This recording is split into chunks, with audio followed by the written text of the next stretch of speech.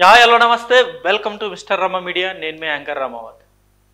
ప్రస్తుతం వైఎస్ఆర్సీపీ పార్టీలో ఉన్న అనేక మంది నాయకులకు సంబంధించి అనేక మంది నాయకుల మీద ప్రస్తుతం కేసులోనే వెంటాడుతూ ఉన్నాయి.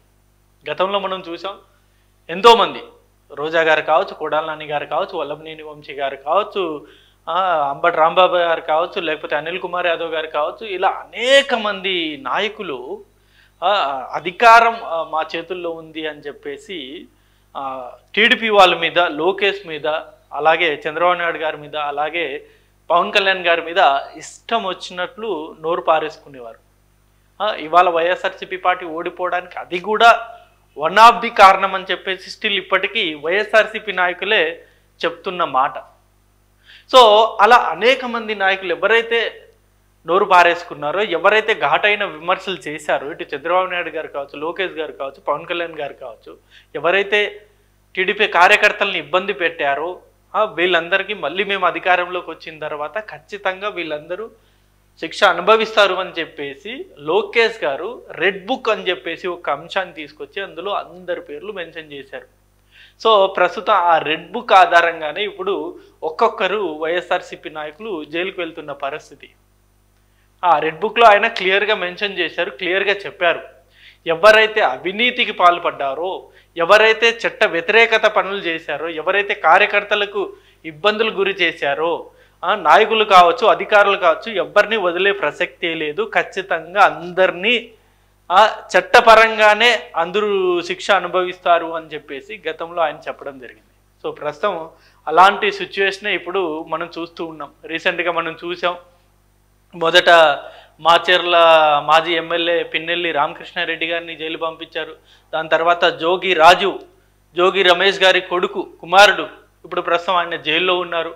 అలాగే చెవిరెడ్డి మోహిత్ రెడ్డి గారిని కూడా ఆల్రెడీ అరెస్ట్ చేసి బెయిల్ మీద రిలీజ్ చేయడం జరిగింది. ఇలా అనేక మంది మీద కూడా ప్రస్తుతం ఇప్పుడు కేసులు అనేవి ఉన్నాయి. అండ్ ఈ తరుణంలోనే ఇప్పుడు రోజా గారు వంతు వచ్చింది. సో రోజా గారి గురించి మన అందరికీ తెలిసిందే.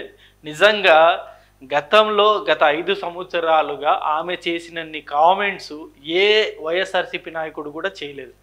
లోకేష్ గారి మీద, పవన్ కళ్యాణ్ గారి మీద, నారా చంద్రబాబు నాయుడు గారి మీద ఆమె మాట్లాడిన మాటలు ఏ ఒక్క వైఎస్ఆర్సీపీ నాయకుడు కూడా చేయలేదు. అంత దారుణంగా ఆమె కామెంట్స్ అనేది చేశారు.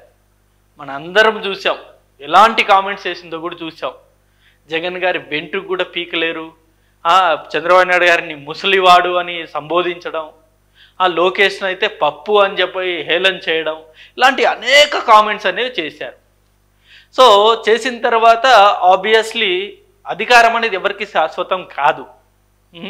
జస్ట్ వైఎస్ఆర్సీపీ నాయకులు మొన్నటి వరకు భావించారు, 30 ఏళ్ళు మేమే అధికారంలో ఉంటామని చెప్పేసి ఇష్టం వచ్చినట్లు నోరు పారేసుకున్నారు. బట్ అధికారం అనేది శాశ్వతం కాదు కదా.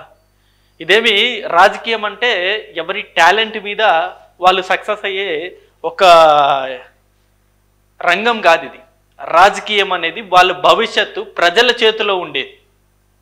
ఇప్పుడు బిజినెస్లో మనం చూస్తాం, వాడు ఎంత కష్టపడితే, ఎంత వినూత్నంగా, ఎంత కొత్తగా ఆలోచిస్తే వాడు అంత సక్సెస్ అవుతాడు. బట్ రాజకీయం అలా కాదు. నువ్వు ఎంత కొత్తగా చేసినా, ఎంత ఏమి చేసినా ప్రజల చేతిలోనే, అల్టిమేట్గా నీ భవిష్యత్తు ఉండేది ప్రజల చేతిలోనే. ప్రజలే న్యాయ నిర్ణేతలు, వాళ్ళే డిసైడ్ చేస్తారు. సో ఇవాళ అలా డిసైడ్ చేశారు. గతంలో రోజా గారు చేసిన అనేక కామెంట్స్కి ఇవాళ నగరిలో భయంకరమైన ఓటమిని ఆమె చవి చూశారు. సో ఘోరంగా ఓడిపోయారు. నగరి గడ్డ, రోజా అడ్డా అని చెప్పేసి ఆమె ఎన్నోసార్లు కామెంట్స్ అనేవి చేసినా సరే ఆమె ఓటమి పాలయ్యారు. సో ఇవన్నీ పక్కన పెడితే ప్రస్తుతం రోజా గారు వచ్చేసి జైలుకు వెళ్ళే పరిస్థితి ఇప్పుడు వచ్చేసింది. ఎందుకు జైలు వెళ్ళిపోతున్నారు, ఏంటి ఆ కేసు అనేది ఒకసారి మనం వివరాల్లోకి వెళ్ళిపోదాం. రోజా గారు గతంలో ఆడుదాం ఆంధ్రాలో భారీ స్కామ్ చేశారు అని చెప్పేసి ఈ ఆత్యాపత్య సంఘం సిఇఓ ఆర్డి ప్రసాద్ గారు ప్రస్తుతం సిఐడికి ఒక కంప్లైంట్ అనేది ఇవ్వడం జరిగింది. గతంలో ఏదైతే ఆడుదాం ఆంధ్ర అనేది ఒక ప్రోగ్రామ్ తీసుకొచ్చారో ఆ ప్రోగ్రాంలో వచ్చేసి అనేక స్కామ్ చేశారు. రోజా గారు, ధర్మన ప్రసాద్ గారు ఇద్దరు కలిసి అనేక స్కామ్ చేశారు అని చెప్పేసి ఈయన ప్రసాద్ గారు సిఐడి కంప్లైంట్ ఇవ్వడం జరిగింది. సిఐడి వెంటనే దాని మీద ఎంక్వైరీ వేయడం జరిగింది. ఆల్రెడీ దానికి సంబంధించిన అనేక మంది అధికారుల్ని పిలిచి మరీ ఎంక్వైరీలను చేస్తున్నారు. అండ్ ప్రస్తుతం రోజా గారిని రేపు ఎల్లుండో ఆమెను కూడా ఎంక్వైరీకి పిలిచే అవకాశం ఉంది. అలాగే ధర్మన ప్రసాద్ గారిని కూడా పిలిచే అవకాశం ఉంది. పిలిచిన తర్వాత ఖచ్చితంగా అరెస్ట్ ఉండబోతుంది అని చెప్పేసి కూడా చాలామంది కామెంట్స్ అనేవి చేస్తూ ఉన్నారు. ఈ నెల 11న సిఐడి అదనపు డిఐజీకి ఫిర్యాదు చేశారు ప్రసాద్ గారు. నాసి రకం క్రీడా సామాగ్రి కొనుగోలు చేశారు. ఆ నాసి రకం క్రీడలతోనే ఆ కిట్లతోనే పిల్లల్ని ఆడుదాం ఆంధ్రాలో ఆడించారు. అండ్ కొంత కొటేషన్ కొంతవరకు వేసి అక్కడ ఫండ్స్ ఇచ్చింది వేరేలాగా డైవర్ట్ చేశారు మొత్తం ఫండ్స్ని అని చెప్పేసి ఆయన ఆరోపణలు అనేది చేశారు. అండ్ దీనికి సంబంధించి ఎప్పుడైతే ఆడుదాం ఆంధ్ర మొదలైందో అప్పుడు ఒక నాసి రకం బ్యాట్, కేవలం ఒక బాల్ కొట్టంగానే ఆ బ్యాట్ అనేది ఇరిగిపోవడం మనం అందరూ చూసాం. అప్పుడే ప్రజలకి డౌట్ వచ్చింది, ఏంటి ఇంత నాసి రకము బ్యాట్సా ఇచ్చేది అని చెప్పేసి. దానికి సంబంధించి అప్పటికి చాలామంది వైఎస్ఆర్సీపీ నాయకులు దానికి కౌంటర్ చెప్పారు. నాసి రకం బ్యాట్లు కాదు, అది గట్టిగా కొట్టడం వల్ల ఇది ఇరిగిపోయింది అని చెప్పేసి చాలామంది కామెంట్స్ అనేది చేశారు అప్పట్లో. అప్పుడే చాలామందికి డౌట్ వచ్చింది, ఏదో స్కామ్ జరిగి ఉంటుంది, లేకపోతే ఇలాంటి నాసి రకం బ్యాట్లు ఎందుకు ఇస్తారు అని చెప్పేసి. సో ప్రస్తుతం ఈ ఏదైతే ఆడుదాం ఆంధ్ర స్కామ్ ఉందో ఇది ప్రస్తుతం రోజా గారి మెడకి నిజంగా భయంకరంగా చుట్టుకునే అంశంలానే కనబడుతుంది.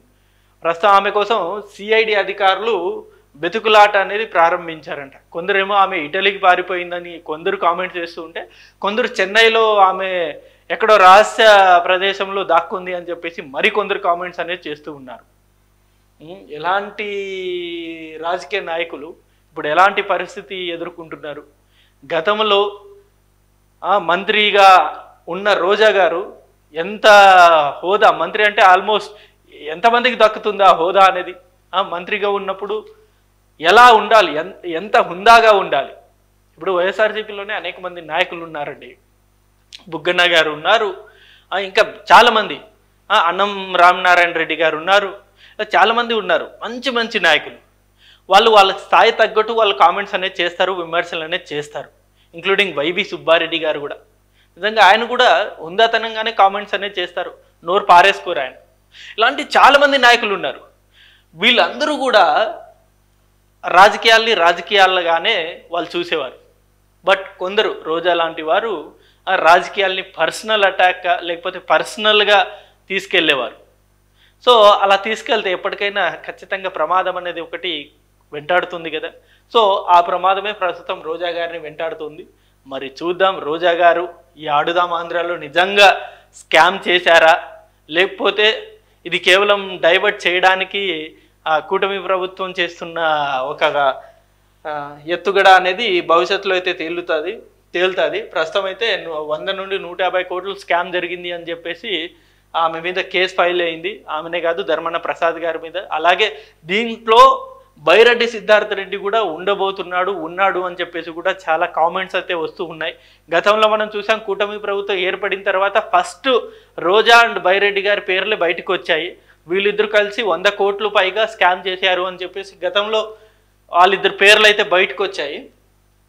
సో ఇప్పుడు ఈ అంశం అనేది ఆంధ్రాలో చాలా హాట్ టాపిక్గా మారిపోయింది. అంటే చాలామంది టీడీపీ నాయకులు ఇది జరగాలి, రోజాకి తగిన శిక్ష పడాలి అని చెప్పేసి చాలామంది భావిస్తున్నారు. ఎందుకంటే గతంలో చంద్రబాబు నాయుడు గారు జైలుకు వెళ్ళిన సమయంలో ఆ రోజు రోజా గారు సంబరాలు చేసుకున్నారు, క్రాకర్స్ కాల్చారు అని చెప్పేసి కూడా మనం గతంలో వార్తలు అయితే చూసాం.